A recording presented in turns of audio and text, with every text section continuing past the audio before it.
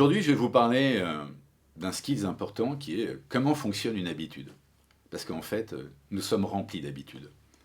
En fait, il y a 3 étapes dans une habitude.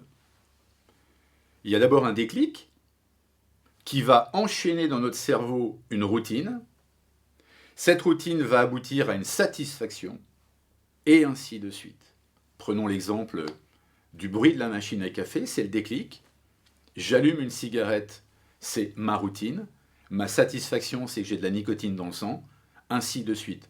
Par exemple, vous passez le matin devant une boulangerie, vous avez l'odeur du croissant chaud, ils font exprès du reste, c'est le déclic. La routine, c'est que je rentre, j'achète un croissant ou un pain au chocolat. Ma satisfaction, c'est que j'obtiens des glucides dans mon sang, et ainsi de suite. Le drame, c'est qu'on ne peut pas changer les habitudes. Elles sont dans un espèce de disque dur que notre cerveau garde.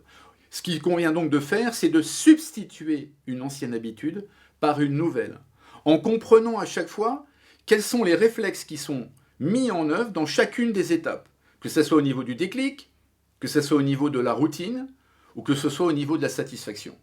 Et là, il y a vraiment un travail à faire, mais par exemple, vous changez simplement le déclic, imaginez que vous voulez arrêter de fumer, c'est évident que si vous continuez à boire du café tous les matins, qui amène à la routine d'allumer une cigarette, ben prenez par exemple du thé, ou faites autre chose, ou allez marcher.